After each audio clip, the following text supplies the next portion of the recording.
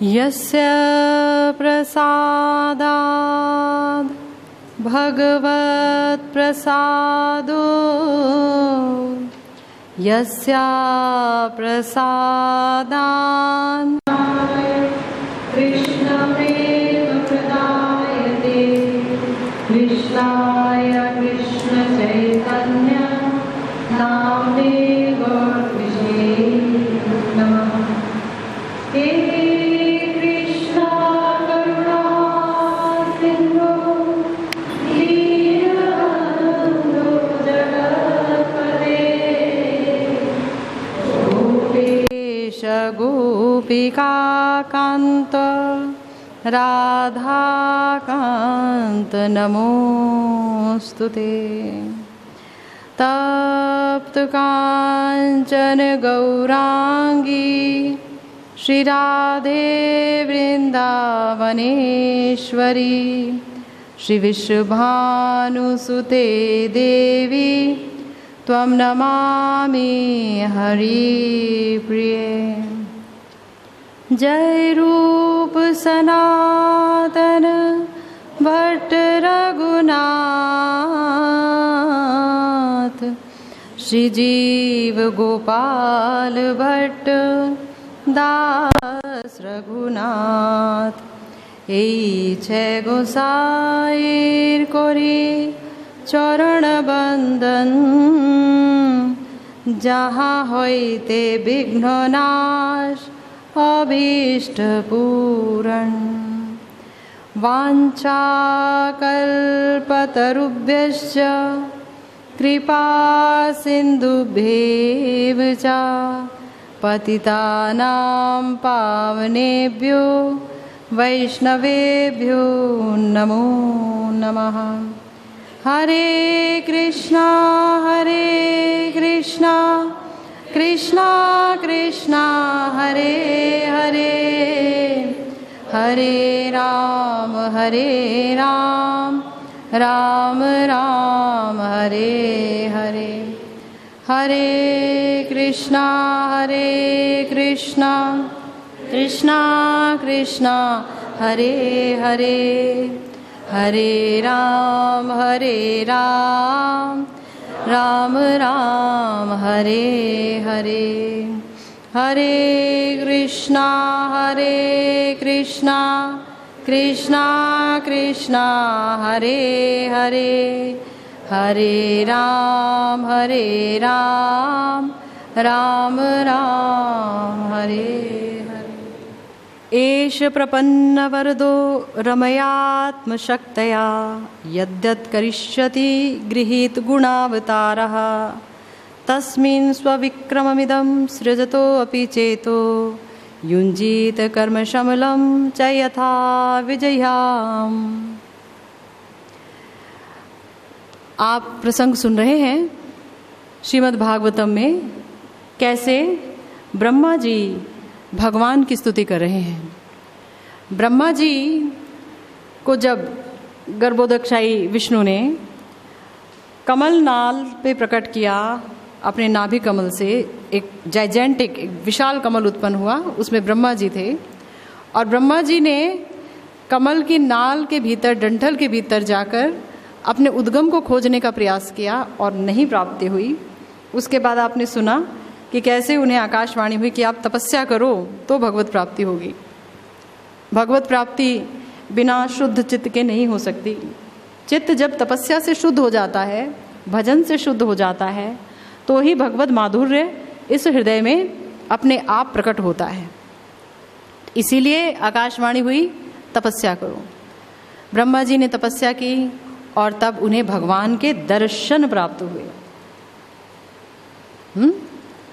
साकार ब्रह्म, पर ब्रह्म दर्शन दे रहे हैं भगवान ब्रह्मा जी को। और ब्रह्मा जी ने जैसे ही उनको देखा, उनके दर्शन प्राप्त किए, तुरंत गदगद हो उठे और उन्होंने उनकी स्तुति करनी प्रारंभ की। हम पिछले कई हफ्तों से उसी स्तुति रस का आस्वादन करते चले आ रहे हैं।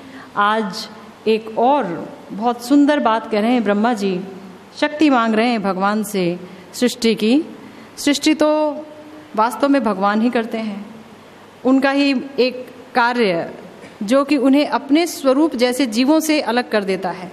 अपने स्वरूप यानी जब जीव भक्ति करके भगवान का पार्षदत्व प्राप्त करके वैकुंठ गमन करता है, उनके लोकों में गमन करता है, तो भगवान जैसा सारूप्य मुक्ति प्राप्त कर लेता है, भगवान जैसा दिखने लगता है वो। तो क्या चीज़ है उसे भगवान से अलग करती है? भगवान सृष्टि कर सकते हैं, भगवान पालन करते हैं सृष्टि का, और भगवान संहार भी करते हैं, लेकिन जीव कुछ नहीं कर सकता, ना सृष्टि, ना पालन, ना संहार। सिर्फ भगवान जैसा रूप प्राप्त हो जाता है, उसे कहते हैं सारूप्य मुक्ति। 5 प्रकार की मुक्तियों में से एक मुक्ति ये होती है। तो वो ये नहीं कर सकता, भगवान कर सकते हैं। तो वस्तुतः भगवान ही सृष्टि करते हैं, और ब्रह्मा जी उस सृष्टि में भगवान द्वारा शक्त्यान्वित होकर के मात्र सहायक की भूमिका अदा कर रहे होते हैं। वो सृष्टि नहीं कर रहे होते, सृष्टि में सहायक बन जाते हैं, सहायता कर रहे होते हैं। तो प्रस्तुत श्लोक जो अभी हमने पढ़ा, उसमें क्या कह रहे हैं ब्रह्मा जी भगवान की स्तुति करते हुए? कि भगवान सदा ही शरणागतों को वर देते हैं। उनके सारे कार्य उनकी अंतरंगा शक्ति या लक्ष्मी के माध्यम से संपन्न हो जाते हैं। मेरी उनसे यही विनती है कि भौतिक जगत के सृजन में वे मुझे अपनी सेवा में लगा लें, और मेरी यही प्रार्थना है कि मैं अपने कर्मों द्वारा भौतिक रूप से प्रभावित ना हूं, क्योंकि इस तरह मैं सृष्टा होने की मिथ्या प्रतिष्ठा त्यागने में सक्षम हो सकूंगा। ये बहुत इंपॉर्टेंट श्लोक है। जो महाभागवत होते हैं वो कभी ये नहीं कहेंगे कि किसी भी चीज़ को हमने किया, क्रेडिट नहीं लेंगे किसी भी चीज़ का, श्रेय नहीं लेंगे कि हमारी वजह से कोई ये बना, कोई वो बना, किसी के जीवन में ये परिवर्तन आया। वो इसलिए नहीं लेंगे क्योंकि वो जानते हैं कि सब चीज़ें भगवान की शक्ति द्वारा क्रियान्वित हैं, चलित हैं। भगवान की शक्ति ही मूल है। और यही बात यहाँ ब्रह्मा जी कह रहे हैं कि प्रभु आप सदा ही शरणागतों को वर देते हैं, वर देते हैं। ये भगवान का एक खास अंदाज है। जो भगवान की शरणागति ले लेता है, भगवान कहते हैं वर मांगो। तो ध्रुव महाराज को भी ये कहा तो उन्होंने कहा वरम ना याची, मुझे वर नहीं चाहिए। क्यों? क्योंकि कृतार्थ हो अस्मि, मैं आपको देखकर ही कृतार्थ हो गया। लेकिन फिर भी भगवान देना चाहते हैं। उनके अंदर एक उद्रेक होता है देने का कि तुम मुझसे कुछ लो, कुछ प्राप्त करो। और जो शरणागत व्यक्ति होता है वो तो बस भगवान के रूप माधुर्य को देखकर ही इतना प्रसन्न होता है कि उसे लगता है क्या मांगूं, अब कुछ भी नहीं चाहिए आपको पाने के बाद, अब क्या चाहिए, अब तो कुछ भी नहीं चाहिए। तो बोलते हैं कि प्रभु शरणागतों को आप वर देते हैं। वर उनकी इच्छा अनुसार होता है। जो शरणागति ले रहे हैं विभिन्न प्रकार की इच्छाओं के चलते शरणागति ले रहे हैं। कोई पैसा कमाने के लिए कहता है कि बहुत पटक लिया सिर, नहीं हो रहा, प्रभु अब आप ही करा दो, आप ही के चरण शरण में ले लेता हूँ। कोई घर में शांति के लिए भगवान की पूजा पाठ करने लगता है, सत्यनारायण भगवान की पूजा कराने लगता है हर महीने कि चलो घर में शांति बनी रहेगी। कोई कुछ, कोई कुछ, कोई कुछ। तो भगवान सबको उनकी इच्छा अनुसार वर देते हैं, ये ब्रह्मा जी कह रहे हैं। तो ब्रह्मा जी कौन सा वर चाह रहे हैं? देखिए कितनी बड़ी बात है। ब्रह्मा जी सत्य जानते हैं। ब्रह्मा जी के लिए परम सत्य है कि भगवान ये जो सृष्टि का कार्य होगा ये आपकी शक्ति द्वारा होगा। आप आए अपनी अंतरंगा शक्ति द्वारा, और ये जो आपकी बहिरंगा शक्ति है, माया शक्ति है ना, उससे ये सृष्टि का कार्य आप ही संपन्न करोगे। लेकिन प्रभु इस सृष्टि के कार्य में मेरी भी सेवा ले लीजिए, ये इजाजत दीजिए, बस यही वर दीजिए। पहली वर, कार्य आप करेंगे परंतु इस कार्य में मुझे भी नियोजित कर लीजिए। भगवान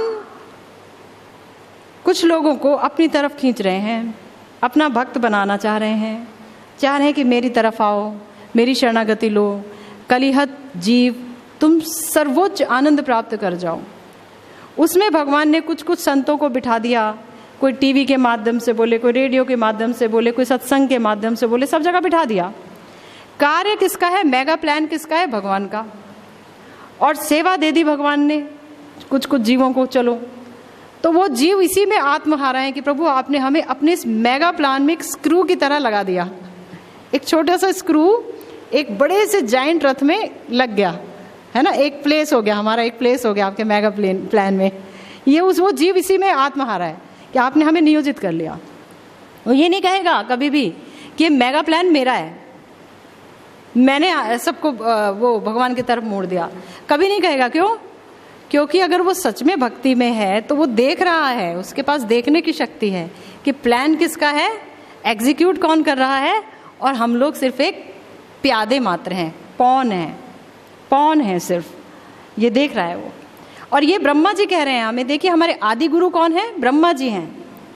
आदि गुरु कौन है, ब्रह्मा जी हैं, क्योंकि पहले जीव वही है, भगवान ने पहले उन्हें नाभि कमल पे प्रकट किया ना, तो आदि गुरु हो गए वही। सबसे हम लोगों के बिहाफ पर कितनी बड़ी बात कह दिए कि प्रभु सृष्टि आप करेंगे पर उसमें मुझे भी कोई सेवा दे दीजिए।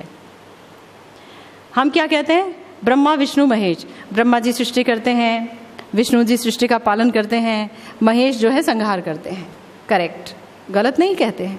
लेकिन ब्रह्मा जी क्या कह रहे हैं, मैं सृष्टि नहीं करता, सृष्टि आप ही करते हो। ये ह्यूमिलिटी है, ये दीनता, और ये सत्य भी है। ये सत्य के साथ जुड़ी हुई दीनता है, या सत्य नहीं है। तो क्या कह रहे हैं, प्रभु आपके जो सारे कार्य हैं आपकी शक्ति से संपन्न होते हैं। मेरी आपसे यही विनती है कि भौतिक जगत के सृजन में प्रभु आप मुझे अपनी सेवा में लगा लें। और दूसरी प्रार्थना क्या कर रहे हैं, ये बहुत इंपॉर्टेंट है कि मैं अपने कर्मों द्वारा भौतिक रूप से प्रभावित ना हूं, क्योंकि अब डीलिंग होगी मेरी आपकी माया शक्ति से। माया के साथ लेना देना होगा, माया शक्ति की सहायता से सृजन कार्य होगा। माया तो ऐसी है जो किसी को नहीं छोड़ती, सबको माया लग जाती है।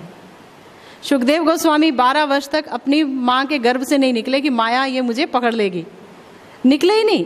व्यासदेव जी बोले अरे मैंने इतनी तपस्या की, तपस्या के बाद सुखदेव गोस्वामी उनकी पत्नी के गर्भ में आए, तपस्या की कि मुझे एक ऐसी संतान हो जिसे श्रीमद् भागवतम का रसास्वादन करा सकूं, मेरा अपना ऐसी संतान हो। नहीं तो पूरी दुनिया में उन्हें कोई ऐसा व्यक्ति नहीं मिला जिसे वो जाके श्रीमद् भागवतम का रसास्वादन करा सके। श्रीमद् भागवतम समाधि अवस्था में उन्हें प्राप्त हुई, समाधि अवस्था में उन्होंने लिखी भगवान की लीलाओं को देखते हुए साक्षात। उनके गुरु ने उनको योग्यता प्रदान की कि देखो जो भगवान की लीलाएं नित्य हैं, सदा से होती रहती हैं, आज भी हो रही हैं विभिन्न ब्रह्मांडों में, उसको तुम देखो और उसे लिखो। भक्त और भगवान का आपस में क्या रिश्ता है, भगवान के लिए भक्त क्या करता है और भक्त भगवान के लिए क्या करते हैं, सब लिखो। अब लिखने के बाद, जानने के बाद एक ज़रूरत होती है क्रिएटर की, राइटर की। क्रिएट नहीं किया उन्होंने, देखा है, लेकिन जो देखा है उसे शेयर करना चाहते हैं। सबके साथ क्या शेयर हो सकता है? आप पीएचडी की पढ़ाई कर रहे हो और आपके पास 5 साल का बच्चा है, आप 5 साल के बच्चे से अपनी थीसिस जाकर के डिस्कस करोगे? क्योंकि आपको पता है जीव तो है बगल में, पर इसकी तो बुद्धि नहीं है, ये समझेगा क्या? इसको चॉकलेट ये वो इसकी छोटी छोटी चीजें समझ आती हैं। तो ये जितने भी जगत के जीव हैं ये भागवत रस को क्या समझेंगे बेचारे? ये तो अभी आत्मा और परमात्मा का ही भेद नहीं जानते। ये तो यही नहीं जानते कि आत्मा और परमात्मा अलग अलग 2 वस्तुएं हैं, आत्मा कभी परमात्मा नहीं बन सकती। और भागवत रस तो बहुत उच्च रस है, इसको कैसे समझेंगे? तो उन्हें तपस्या करने की आवश्यकता हो गई श्रील व्यासदेव को। तपस्या की, तपस्या के बाद सुखदेव गोस्वामी महाराज गर्भ में आए, लेकिन वो डरे हुए कि मुझे अगर माया लग गई तो क्या होगा, मैं तो इन्हीं को अपना सब कुछ मान लूंगा और भगवान की तरफ कब मुड़ूंगा? मैं तो कहूँगा ये मम्मी है, ये पापा हैं, ये चाचा जी हैं, ताया जी हैं, ये मेरी वो है, ये मेरा वो है, ये बुआ ठुआ, इन्हीं चीज़ों में पूरा जिंदगी बर्बाद हो गया। बाल कब काले से सफ़ेद हो गए, दांत हिलने लग गए और उनको देखते देखते मर गए। वो कुछ कर ही नहीं पाए और जो कर सकते थे उन्हें कभी भजा ही नहीं। हृदय में है वो, सबसे अपनी चीज़ अपने हृदय में बैठे हैं। ईश्वर सर्वभूतानां हृदयेषु अर्जुनः तिष्ठति, बहुत इम्पॉर्टेंट बात भगवत गीता में भगवान ने हमारे लिए बोल दी। ईश्वर हम सबके हृदय में अर्जुन हैं, तुम अकेले कभी नहीं थे, वो थे, हैं और रहेंगे।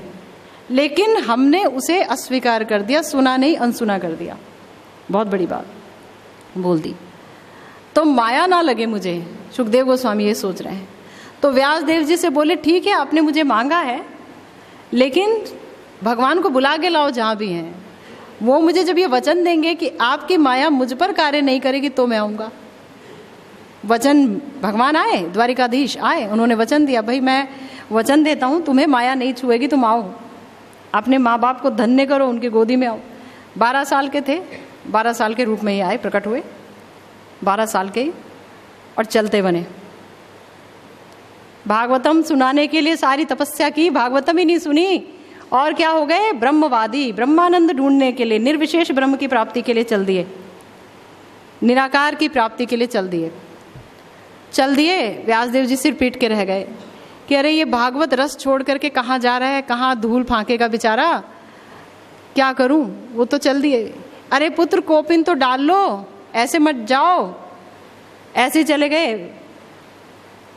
पुत्र को पता ही नहीं कोपिन पहनना और कोपिन ना पहनना दोनों में क्या अंतर है, क्योंकि तो माया लगी नहीं, वो तो चले गए बेचारे। फिर तो आगे आपको पता ही है कि कैसे जो वहाँ कठुरिया औरतें थी, कठुरिया जो लकड़हारन औरतें थी, उन्होंने देखा 12 साल का, 12-13 साल का मतलब जवान लड़का, और वो ऐसे ही निर्वस्त्र घूम रहा है। तो उन्हें लगा ये तो भूत है, ये तो वही घूम सकता है ऐसे दिन में। भागी व्यासदेव जी के पास गई, बताई कि महर्षि एक भूत आ गया हमारे यहाँ। कैसा दिखता है वो? जब उन्होंने रूप वर्णन किया तो समझ गए। कहने लगे घबराओ मत, उसको ये वाला श्लोक सुनाओ, बरहा पीड़म नटवर वपु कर्णयो कर्णिका कारम, वो ये श्लोक सुनाओ, यही मंत्र है, वो भूत भाग जाएगा। जब उन्होंने सुनाया बरहा पीड़म नटवर वपु कर्णयो कर्णिकारम है, बिभ्रद्वासा कनक कपीशम वैजंती चा मालम, जैसे सुनाया वैसे ही वो तो सुना। भगवान का रूप वर्णन है इसमें कि कैसे कृष्ण दिखते हैं, क्या माधुर्य वर्णन है उनका। उस रूप वर्णन को सुन करके जो वो निर्विशेष ब्रह्म को पूज रहे थे, निराकार को पूज रहे थे, वो भ्रांति एकदम दूर हुई और तुरंत उस औरत के गर्दन पे चढ़ गए कि कहाँ से सुना। कह रही ये कैसा भूत है, भागा नहीं तो मुझ पे चढ़ गया, मुझे ले जाओ, ये कहाँ से सुना। लेकर के चली गई व्यासदेव जी के पास। व्यासदेव जी ने कहा बेटे ये तो मैंने अभी एक छोटा सा मधुरता वाली, मैंने एक छोटी सी मिश्री दी है, मेरे पास तो खान है मिश्री की तुम इससे ही चले आए, अभी तो बहुत कुछ है बताने के लिए। तो इस तरह से व्यासदेव जी को उनका श्रोता मिला जिसके लिए तपस्या की। तो वक्ता तो बहुत हैं, पर अच्छा श्रोता हर वक्ता ढूंढता है। हर वक्ता सोचता है कि मेरी बात तुम्हारे हृदय तक चली जाए, मेरी बात तुम्हें समझ आ जाए, तुम समझ पाओ भगवत तत्व को, है ना। और यही बात वो सोच रहे थे। और देखिए श्रोता पाने के लिए उन्होंने इतनी मेहनत की और बच्चा पाया, और कितनी मुश्किल से वो बच्चा भगवत रस सुनने के लिए उनके हाथ में आया। तो जिस माया के लगने के डर से सुखदेव गोस्वामी महाराज 12 वर्षों तक अपनी माता के गर्भ को छोड़कर नहीं आए, वही माया कहीं ब्रह्मा जी पर अटैक ना कर दे, आक्रमण ना कर दे, पहले मांग लिया कि मैं कोई भी कर्म करूं सृष्टि में, पर आपकी माया का शिकार ना बनूं, क्योंकि मुझे तो प्रोक्रिएट करना होगा, सृजन करना होगा, बच्चे होंगे, है ना, वो होगा संतति बढ़ाने के लिए। पर कहीं मैं उन्हीं में ना उलझ के रह जाऊं, ये मेरे बच्चे हैं, वो मेरी पत्नी है, वो मेरा ये है, ये मेरा ना हो जाए, ये आपके लिए मैं सेवा कर रहा हूं, बस यही रहे ध्यान। और आगे क्या कहते हैं, इस तरह से मैं सृष्टा होने की मिथ्या प्रतिष्ठा को त्यागने में सक्षम हो सकूंगा, कि मैं क्रिएटर हूं इस बात को मैं त्याग सकूंगा। नहीं तो क्या है, अब जैसे मान लीजिए कि एग्जाम्पल देते हैं, शक्ति सरकार की है, लेकिन उस शक्ति को एग्जीक्यूट बहुत सारे कर रहे हैं, पुलिस वाले कर रहे हैं, जल विभाग कर रहा है, सब कोई कर रहा है। और हर व्यक्ति जिसको मिलो वो कहेगा पूरा डिपार्टमेंट मैं ही हूँ, मुझे में पूरा डिपार्टमेंट है, समझ रहे हैं, मैं ही पुलिस हूँ। क्या कर रहा है, कानून तोड़ता है, मैं सब कुछ हूँ, मैं रखवाला हूँ, मैं ये हूँ, मैं वो, पूरी मिथ्या प्रतिष्ठा भरी हुई है। अरे तुम तो एक कारिंदे हो, तुम तो एक एग्जीक्यूट कर रहे हो उसको, तुम नहीं हो, असल शक्ति कहीं और की है। उस शक्ति को वो भूल जाता है, वो कहता है मेरे अंदर ही सब कुछ है जी, मैं ही हूँ। तो ब्रह्मा जी तो बहुत बड़ा काम करने जा रहे हैं। जो पृथ्वी जल में निमग्न है, जिस पृथ्वी में जल ही जल भरा है, कल को सृष्टि होनी है। ब्रह्मा जी कह रहे हैं कि सृष्टि करने की सेवा मुझे दे दीजिए, सेवा मांग रहे हैं। भगवान ने कहा तथास्तु।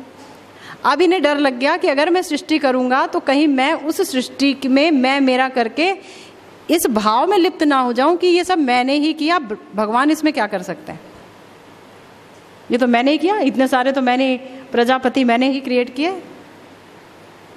मन से 4 कुमार बनाए, शिव जी को मैंने क्रिएट किया, रुद्र हैं भुवों के बीच से, जो अभी वर्णन आएगा आगे, सब कुछ मैंने ही बनाया।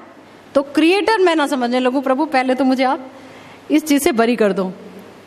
मिथ्या प्रतिष्ठा, ये मिथ्या प्रतिष्ठा त्यागना बहुत आवश्यक है। ब्रह्मा जी को भी इससे डर लगता है, देखो हमारे आदि गुरु को। और हम जहाँ मात खाते हैं भक्ति में, वो मिथ्या प्रतिष्ठा में ही मात खा जाते हैं। प्रतिष्ठा आशा स्वपच रमणी, हमारे गोस्वामी गण कह गए हैं। प्रतिष्ठा तो भक्त की होगी ही, लेकिन अगर वो प्रतिष्ठा की आशा करेगा कि मेरी और प्रतिष्ठा कैसे बढ़े, उसी की जोड़ तोड़ में लगा रहेगा, तो बोला वो तो स्वपच रमणी है, यानी वो तो आपको खा जाएगी, वो तो चंडाली है, चंडालिका, वो तो भक्षण हो जाएगा आपका। प्रतिष्ठा आशा इतनी भयंकर है, ये जन्म लेती है देह आवेश से, शरीर के आवेश से प्रतिष्ठा के जन्म होता है, देह और दैहिक से। मैं शरीर हूँ और शरीर से जितने कुछ भी संबंधित है वो मेरा है, बस ये 2 चीज़ मूल है, इन्हें पकड़ लिया आपने, बाकी सारी बुराइयाँ अपने से आ जाएंगी, कुछ और नहीं पकड़ने की ज़रूरत है। बस 2 चीज़, मैं फला फला हूँ और ये जो कुछ है मेरा है, बस 2 चीज़ पकड़ लो। और 2 चीज़ हमने ना जाने कब से पकड़ी हुई है, यही 2 चीज़ हमारे सारी समस्याओं का मूल है, मैं और मेरा। अहमता और ममता शास्त्रों में इन शब्दों से कहा गया है। तो मिथ्या प्रतिष्ठा बहुत भयंकर है, बहुत बहुत बहुत भयंकर है मिथ्या प्रतिष्ठा। हमारे शास्त्रों में यहाँ तक कि महाप्रभु भी, अगर आप महाप्रभु के जीवन वृतांत को देखते हैं, जो उन्होंने इतनी सुंदर सुंदर लीलाएं की अपने भक्तों के लिए, तो वहाँ भी आप देखेंगे कि उनके भक्तों में प्रतिष्ठा की कोई आशा नहीं पाई जाती। बड़े बड़े भक्त बड़े बड़े कार्य कर जाते हैं, लेकिन कोई प्रतिष्ठा अपने सिर पर नहीं लेते। यहाँ तक कि भगवान जो भक्त का रोल निभा रहे हैं, उन्हें अगर कोई कहता प्रभु आप ही साक्षात नारायण हैं, साक्षात भगवान है, साक्षात श्याम सुंदर हैं, तो वो कृष्णा कृष्णा कहते हुए चल निकल देते वहाँ से, कानों में हरि बोल करने लगते, अपने कानों को, दोनों कानों को बंद कर लेते कि नहीं मैं कुछ भी नहीं हूँ, कुछ भी नहीं हूँ, प्रतिष्ठा आशा। तो ये प्रतिष्ठा आशा या जो मिथ्या प्रतिष्ठा जो हमारे लिए मुख्य समस्या है, तो ये हटेगी कैसे, ये समस्या क्या है, हम इसमें कैसे जकड़े हुए हैं। तो इसे एक एग्जाम्पल से समझना होगा। प्रत्येक जीव का जो स्वरूप है वो भगवान का दास है, दासत्व है, मगर हम उस दासत्व को हटा के प्रभुता की तरफ चल देते हैं, कंट्रोलर बनना चाहते हैं सर्वेंट, कंट्रोल्ड हैं, नियंत्रित हैं, नियंत्रक बनना चाहते हैं। बस ये प्रॉब्लम है, नियंत्रित हैं, हमारा पूरा शरीर का मैकेनिज्म नियंत्रित है।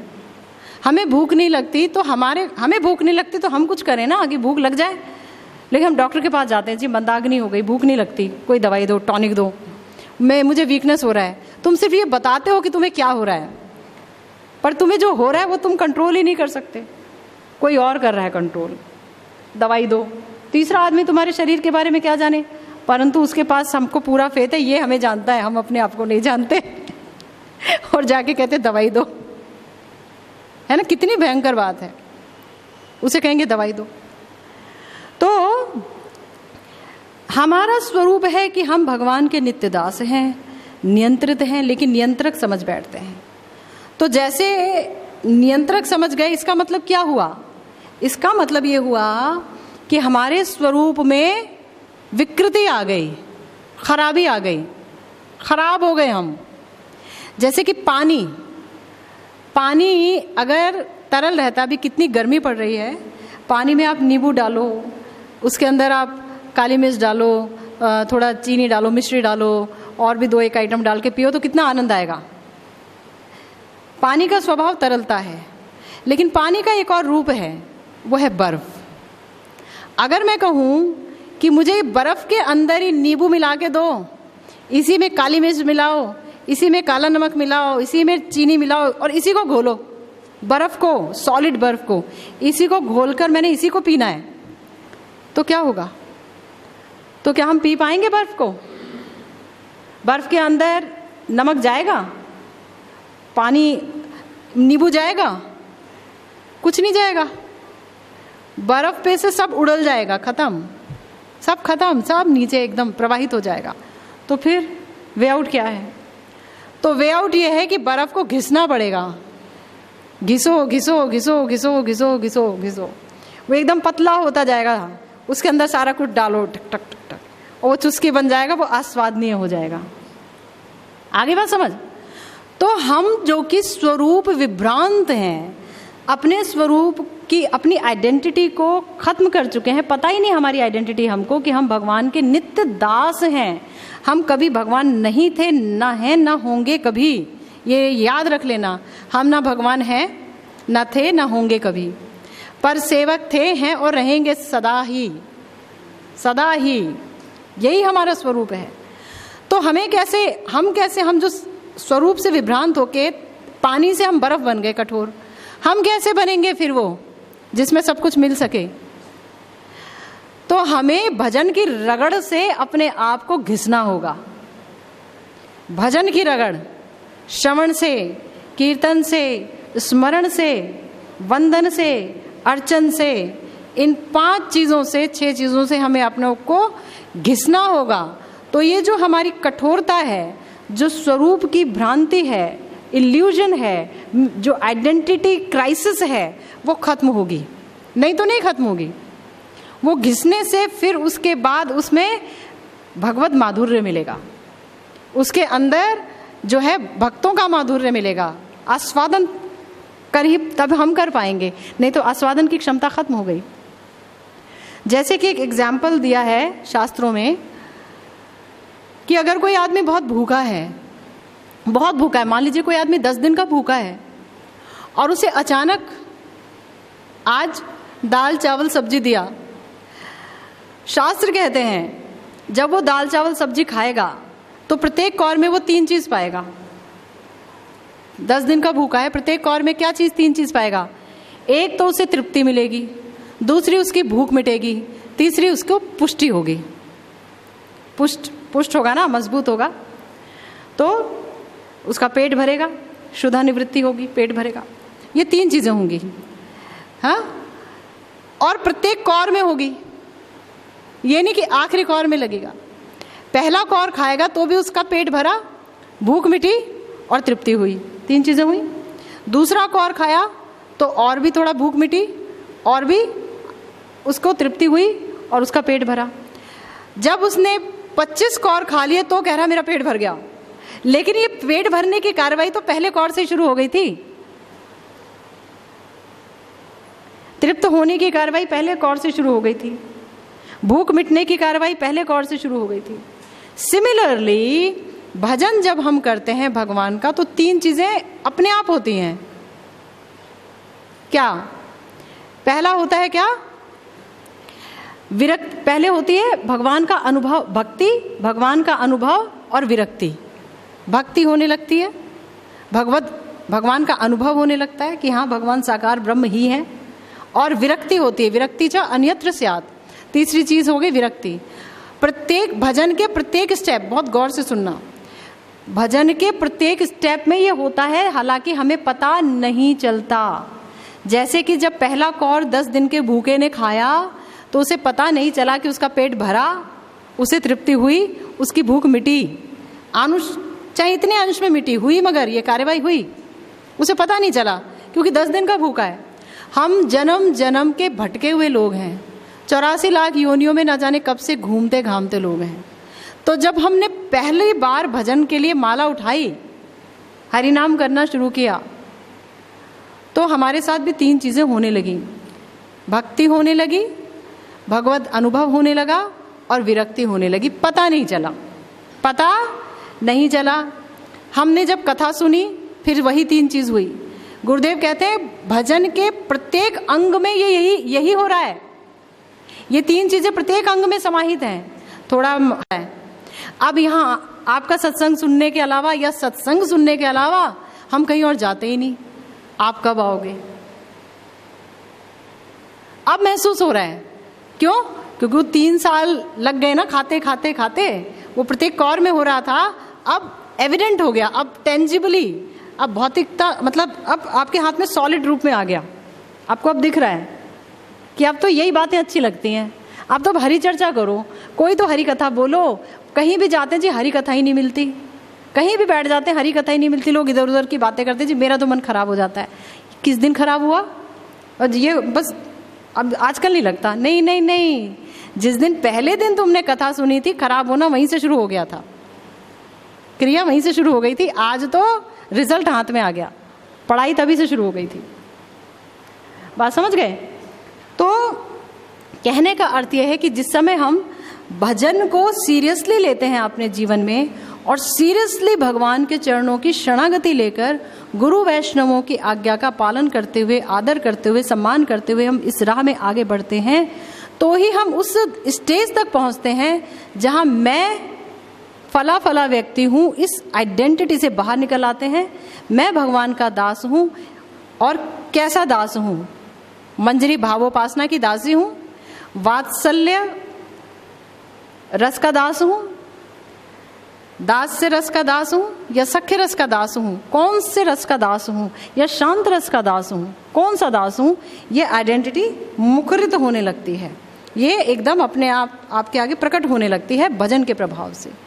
तो यही ब्रह्मा जी यहाँ कह रहे हैं कि प्रभु आप मुझे यही वर दो कि आपकी माया मुझ पर अटैक ना करे। दूसरी बात, इस तरह मैं सृष्टा होने की मिथ्या प्रतिष्ठा को त्यागने में सक्षम हो सकूंगा।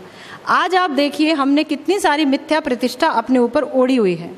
मैं फला फला हूँ, मैं फला फला जगह काम करता हूँ, मैंने ये डिग्रीज ले रखी हैं, मेरे घर में ये है, ये सुविधा है, मैं पॉश एरिया में रहता हूँ, मैं इस एरिया में हूँ, ये है वो है, ब्ला ब्ला ब्ला ब्ला ब्ला। कितनी सारी मिथ्या प्रतिष्ठा। और ब्रह्मा जी जो हमारे आदि गुरु हैं वो डर रहे हैं, वो डर रहे हैं, वो कह रहे हैं हमें मिथ्या प्रतिष्ठा नहीं चाहिए, प्रभु मेरी रक्षा करो, रक्षमाम। भगवान से कह रहे हैं मेरी रक्षा करो। बताओ, हमें ब्रह्मा जी से सीखना चाहिए। वो सृष्टा होने जा रहे हैं, भगवान उनको एक बहुत बड़ा टाइटल देने जा रहे हैं, that you will be called creator from now on, है ना। वो इतनी बड़ी टाइटल, उनको इतना उपाधि देने जा रहे हैं कि you will be creating the whole universe. Of course शक्ति मेरी होगी, लेकिन वो कह रहे हैं प्रभु ये जो चीज that I will be creating, मैं कर रहा हूँगा, ये हटा दो मेरे अंदर से। करवा लो जितना कराना है काम, लेकिन ये मैं कर रहा हूँ ये हटा दो बस। मिथ्या प्रतिष्ठा। अगले श्लोक में क्या कहते हैं? अगले श्लोक में भी बड़ी सुंदर बात कह रहे हैं। कह रहे हैं कि हाँ, नाभि हृदादिह सतो अंभसी यस्य पुंसो विज्ञान शक्ति रहमास मनंत शक्ति है रूपम विचित्रमिदमस्य विवृणितो में मां रिरीशिष्ट निगमस्य गिराम विसर्गः। भगवान आपकी शक्तियां असंख्य हैं। जब जब आप प्रलय जल में लेटे रहते हैं तो उस नाभि झील में, नाभि रूपी झील में जिसमें कमल खिलता है, मैं समग्र विश्व शक्ति के रूप में उत्पन्न होता हूँ। मैं उत्पन्न होता हूँ। उस समय मैं विराट जगत के रूप में उनकी विविध शक्तियों को उद्घाटित करने में लगा हुआ हूँ। इसलिए प्रभु मैं प्रार्थना करता हूँ कि अपने भौतिक कार्यों को करते हुए मैं वैदिक स्तुतियों की ध्वनि से कहीं विचलित ना हो जाऊं। बहुत इंपॉर्टेंट बात है ये। कह रहे हैं कि प्रभु मैं प्रकट हुआ, स्वयंभू भी कहा जाता है ब्रह्मा जी को। उनके ना मम्मी पापा कोई नहीं थे, मम्मी पापा कमल से प्रकट हुए। किया किसने प्रकट ये सब भूल जाते हैं। ठाकुर जी ने प्रकट किया, अपने नाभि कमल से प्रकट हुए। स्वयंभू भगवान ब्रह्मा जी प्रकट हुए। कहते हैं प्रभु मैं विराट जगत के रूप में विविध शक्तियों को उद्घाटित करने में लगा हूँ। आप करा रहे हो मुझसे, मैं कर रहा हूँ, आप करा रहे हो। आप रियल डूअर हो, मैं तो बस एक मीडियम हूँ, माध्यम हूँ, आप कर रहे हो।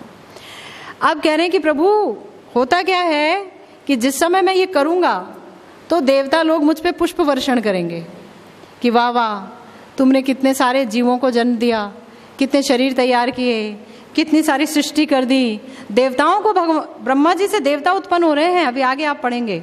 मैं ये सब जानबूझ के जल्दी जल्दी ही सही पर आपको पढ़ा दूंगी ताकि आपको पता चले कि हमारी श्रीमद् भागवतम में कितना ब्यूटीफुल वर्णन है सृष्टि का और साथ में काल का और बहुत कुछ। तो जल्दी ही कर देंगे, उसमें ज़्यादा एक्सप्लेन की ज़रूरत नहीं, जब भी करेंगे।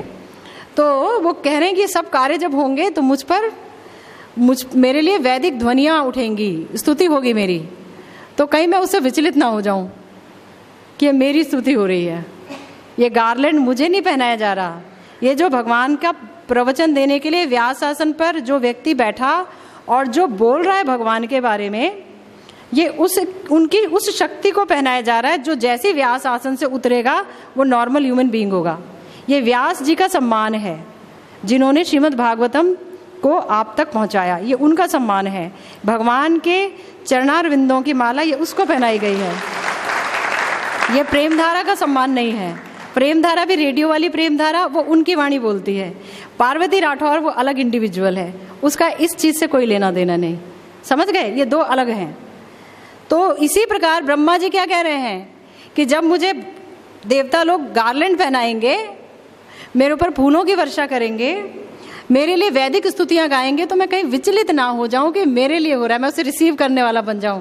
यस यस, डू इट, मैं रिसीव कर रहा हूं, धन्यवाद, वेरी गुड वेरी गुड, और दो और दो और दो। हमें तो अपनी असलियत पता है ना, हमें तो पता है कि जन किसी और के, कथा उनकी, बीच में मैं बीच में बैठा दी गई, तो मुझे अपनी रियलिटी पता है। भाई तुम माध्यम हो, कोई बात नहीं, यहाँ बैठो, ये व्यास आसन है, व्यास जी की पूजा होगी। हाँ जी, आपने व्यास जी की पूजा उनके बिहाफ पर ग्रहण की है, आप व्यास नहीं बन गए। ये आइडेंटिटी क्राइसिस में मत पड़ जाना। बहुत इंपॉर्टेंट है अपने जड़ों से जमे रहना, अपनी जड़ों को जानना, तब तो हम भगवान की शरणागति ले पाएंगे। जहाँ बुद्धि फिर गई कि सम्मान हो रहा है, पूजा हो रही है, फिर उसके बाद हम पूजा करने लायक रह पाएंगे क्या? उसके लिए तो बहुत निष्कल्मश होना बहुत ज़रूरी है, विनयी होना बहुत ज़रूरी है, दीनता बहुत ज़रूरी है। महाप्रभु देखो, महाप्रभु के इतने बड़े भक्त श्रीपाद हरिदास ठाकुर गोस्वामी महाराज 3 लाख हरिनाम करते थे। हम तो कुछ नहीं करते, 3 लाख हरिनाम करते थे। पहला 1 लाख हरिनाम मन में करते थे आत्मा आनंद के लिए, अपने आनंद के लिए। दूसरा लाख जो सेकंड लाख है, दूसरी 64 माला, वो बुदबुदा के करते थे श्रवण भक्ति के लिए कि मैं सुन पाऊं। और तीसरा जोर जोर से करते थे ताकि जो पेड़ पौधे पशु पक्षी एक बार हरिनाम सुनेंगे तो उनको मुक्ति मिल जाती है। उन्हें भजन नहीं कर सकते, वो भजन नहीं कर सकते। आप उनके आगे चिल्ला चिल्ला के हरे कृष्णा करोगे, उन्हें पता नहीं है पर कान में जा रहा है। और उनको वो जिसने भी सुना, जिसने भी महामंत्र सुना, वो दोबारा जन्म नहीं लेता। ये इतना बड़ा फायदा करते थे।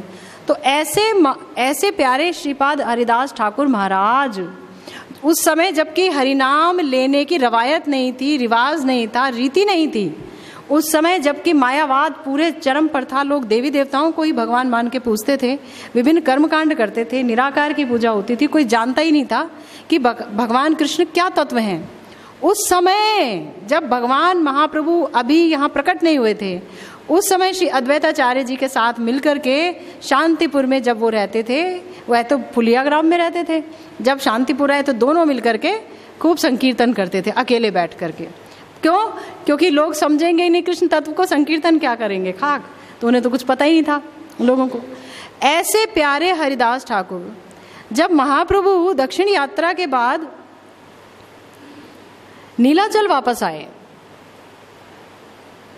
तो उनके नीलाचल आने की खबर आग की तरह फैल गई। तो गौड़ देश से, नवद्वीप से 200 भक्त एक साथ आए महाप्रभु से मिलने के लिए। सब आए, सिर्फ हरिदास ठाकुर बाहर रुक गए, बाहर रुक गए, प्रांत देश में, सीमा पर, अंदर नहीं आए। नहीं आए, महाप्रभु की नजरें उन्हें खोज रही हैं। जिसका नाम ले रहे हैं वो महाप्रभु खोजेंगे नहीं उन्हें। महाप्रभु कह रहे हैं हरिदास कहाँ हैं, सबसे मिल रहे हैं, सबको प्यार करें, हरिदास कहाँ हैं, सबको अपने हाथों से, भगवान है मगर अपने हाथों से सबको हरि चंदन लगा रहे हैं और भगवान की माला पहना रहे हैं। भगवान अपने भक्तों को माला पहना रहे हैं, चंदन लगा रहे हैं, प्रसाद खिला रहे हैं। और प्रसाद भी ऐसे नहीं खिला रहे हैं, प्रसाद भी एक व्यक्ति को 4-4 आदमी का प्रसाद डाल डाल के खिला रहे हैं। सब कह रहे प्रभु अगर आप बैठ के पाएंगे नहीं, तो इन्होंने हाथ खड़े कर दिए कि हम भी नहीं पाएंगे। तो भगवान कह रहे नहीं नहीं आप पाइए, और एकदम अपने पाने से पहले वो कह रहे हैं हरिदास के लिए ये भगवान का भोग ये रख लो, और मैं अभी अधरामृत दूंगा, पहले उसके लिए रखना, हरिदास के लिए। प्राण देश में रुके हुए हैं, सारे लोगों को सेटल किया, प्रसाद अभी दिया भी नहीं, चले गए हरिदास जी से मिलने की, आप बैठो मैं अभी आता हूँ। हरिदास जी से मिलने चले गए, हरिदास ठाकुर के पास गए, कहने देखते ही उनके श्री अंगों को अपना आलिंगन करने लगे भगवान, तो वो पीछे पीछे ऐसे भाग रहे हैं, पीछे की रेस। नहीं नहीं प्रभु मैं बहुत पतित हूँ, बहुत पामर हूँ, मैं अछूत हूँ, मैं तो यवन कुल में जन्मा हूँ, प्रभु ऐसा मत कीजिए, आपको दोष लग जाएगा, मुझे मेरा आलिंगन मत कीजिए। रो रहे हैं, हाँ तो रो रहे हैं। तो लेकिन महाप्रभु तो महाप्रभु हैं, भगवान है, जाकर के पूरा आलिंगन कर ही लिया उन्होंने। और जब उनको अपने छाती से लगाया तो आप सोच सकते हैं उनकी क्या हालत हुई होगी हरिदास ठाकुर की। तो उनकी बहुत बुरी हालत हुई। वो जैसे कि अब भक्त क्या चाहता है सिवाय भगवान के, तो कुछ नहीं चाहता, और भगवान अगर आकर उसको आलिंगन कर दें, जो कि कह रहा है मैं पतित हूँ, पामर हूँ, अछूत हूँ, यवन कुल जन्मा हूँ, उसको एकदम से पकड़ के गले लगा लिया तो क्या हालत होगी। तो वही हरिदास जी की हुई। तो बोले प्रभु आप मुझे यहीं कहीं एक सीमा पर एक छोटी सी झोपड़ी, एक कुटिया दे दो, मैं यहीं रहूँगा, ताकि कहीं किसी पंडे से, किसी पुजारी से मेरा शरीर का स्पर्श ना हो जाए और उनकी पूजा कहीं खराब ना हो जाए। 3 लाख हरि नाम ले रहे हैं, उनसे बड़ा हरि नाम लेने वाला कोई था ही नहीं उस जमाने में। ऐसे ऐसे ऐसे प्यारे हरिदास जी कि जो गुफा में बैठ करके हरि नाम ले रहे हैं, और उनसे बड़े बड़े संत, बड़े बड़े ब्राह्मण मिल करके आते हैं, मिलने आते हैं, कहते हैं कि महाराज मुझे तो यहाँ विष वेदना हो रही है, यहाँ तो कोई भयंकर नाग है। और वहाँ हरि नाम ले रहे हैं, वहीं सोते भी हैं, उन्हें पता ही नहीं कि विष वेदना क्या होती है। कह रहे ठीक है, मैं अगर यहाँ सांप है तो अगर वो नहीं गया तो मैं ही चला जाऊँगा, कल चला जाऊँगा, कहीं और बैठेंगे। वो उसी समय वो सांप जो था, जो कि एकदम मणिधारी सांप था, और उसमें से विष निकल रहा था, और बहुत विचित्र कई विभिन्न रंगों का सांप था, वो निकल करके चला गया। ये कहते ही वो गुफा छोड़ गया। ऐसे प्रभावी परम, और है कौन वो है ब्रह्मा जी। हरिदास जी क्या है, हरिदास ठाकुर कौन है, अगेन ब्रह्मा जी। यहाँ ब्रह्मा जी यही बोल रहे हैं कि मुझे मिथ्या प्रतिष्ठा ना सताए, और वहाँ ब्रह्मा जी ने हरिदास ठाकुर का रूप लिया। क्यों? ताकि प्रभु जो आप जब श्याम सुंदर के रूप में आए और मैंने आपके साथ अन्याय किया, आपके सारे ग्वाल बालों को चुरा के ले गया, मिथ्या अहंकार से ग्रसित होकर आपकी लीला नहीं समझ पाया, तो वो इसीलिए हुआ ना, क्योंकि मैं अभी चित्त का शुद्ध नहीं हूँ, इसलिए वो हरिदास ठाकुर के रूप में आए। तो वो हरिदास ठाकुर वहाँ रह रहे हैं, और भगवान कह रहे हैं ठीक है तुम यहाँ रहना, और वो जो जगन्नाथ जी का चक्र दिख रहा है ना, रोज़ उनके दर्शन करना, और मैं रोज़ अपने हाथों से प्रसाद तुम्हें ला के खिलाया करूँगा। 200 भक्त हैं, 200 में से किसी के पास भगवान अपने हाथों से उनको खिलाने नहीं ले जा रहे हैं, लेकिन उनके लिए कह रहे गोविंद प्रसाद रख देना हरिदास जी के लिए। और जा रहे हैं उनके पास, रोज खुद मिलने जा रहे हैं प्रांत देश में, बिना मिले उन्हें चैन नहीं आता। ऐसे हरिदास जब प्राण त्यागने लगे तो भगवान बोले बोलो बेटा क्या वर चाहिए। तो बोलते प्रभु सिर्फ आपके रंगीन, आपके लातुल चरणों को, आपके लाल लाल चरणों को अपने सीने पर रख करके, आपका सुंदर मनोहर मुख देखते देखते और हरिनाम लेते लेते मेरे प्राण निकल जाए, बस यही है।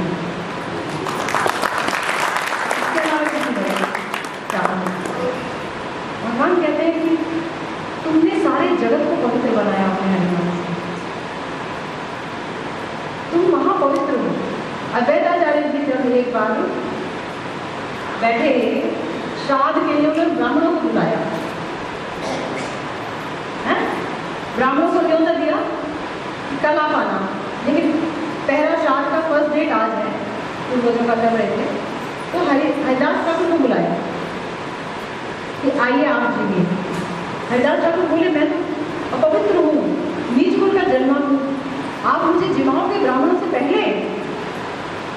तो बोले महाराज आपको जिमा दिया ना, तो समझ लीजिए 2 लाख वैष्णवों का भोजन हो गया, वैष्णवों को जिमा दिया, आप यहाँ प्रसाद। जब सारे ब्राह्मण पांडु को ये बात पता चली कि हरिदास जी को हमारा भोग उनको खिला दिया, अगले दिन बचा बचा हमें खिलाएंगे, तो सब नाराज हो कि हम तुम्हारे उसमें नहीं आएंगे। हरिदास ठाकुर जी का खान उन दिनों अग्नि जो है एक घर से दूसरे घर में अग्नि गौरव की जाती थी, माचिस नहीं थी।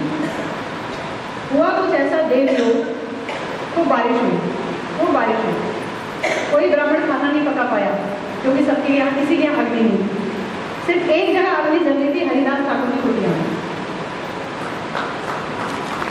एक जगह। अगले दिन सबको आना पड़ा श्री अद्वैताचार्य जी के पास कि प्रभु जो भी था रूखा सूखा में दे दो, हम जीवने को तैयार हैं, और माफी मांगी कि ये साधारण व्यक्ति है। तो ऐसे हरिदास ठाकुर जब प्राण त्याग रहे हैं तो भगवान उनके पास हैं, उन्होंने उनके श्रीवक्ष पर अपने श्री चरण रख दिए और उनके मधुर मूर्ति का दर्शन करते करते उन्होंने प्राण त्यागे। ऐसे हरिदास ठाकुर जी को अपने गोदी में उठा करके महाप्रभु नाचते रहे, कीर्तन संकीर्तन चलता रहा, और उनके लिए उन्होंने भिक्षा मांगी ताकि उनका उत्सव किया जा सके। अपने हाथ से उन्होंने उनका अंतिम संस्कार किया भगवान ने स्वयं। तो ये देखिए, ये है विद्या प्रतिष्ठा का भाव त्याग। इतना हरिनाम दे रहे हैं और सब जगह 22 बाजार में कोड़े मार रहे हैं उनको यवन लोग, और भगवान के कोड़ों को अपने पीठ पे ले। तब तक भगवान आए भी नहीं थे, महाप्रभु तब तक उनका आविर्भाव भी नहीं हुआ था। जिस समय यमन लोग वो जो राजा थे, यमन मुस्लिम राजा 22 बाजारों में कोड़े मार रहे थे, तब तक महाप्रभु नहीं आए थे।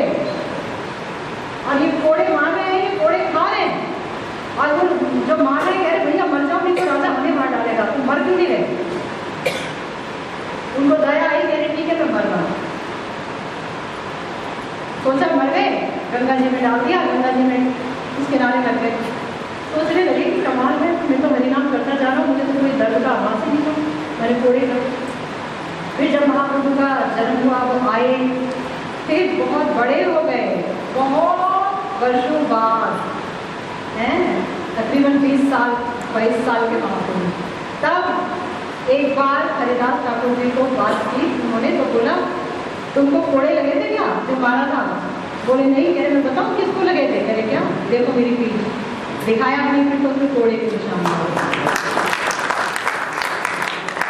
कोड़े तुम्हें पड़ रहे थे? हाँ मेरा। तो ऐसे ऐसे करके आप ये सोचो कि जो विद्या प्रतिष्ठा को अगर हम त्याग देते हैं तो भगवान भी इतने प्यारे हो जाते हैं, इतने प्यारे हो जाते हैं कि भगवान हर पल हर क्षण हमें हमारे स्वरूप की याद दिलाए रहते हैं और हमेशा स्वरूप स्थित होकर के ठाकुर जी की सेवा में लगे रहते हैं और अपने सबसे सुंदर, सबसे बड़े लक्ष्य श्री राधा श्याम सुंदर, श्री गौर सुंदर के प्रेम को प्राप्त करना, इसकी प्राप्ति कर लेते हैं, इसमें कोई बुराई नहीं। जय जय।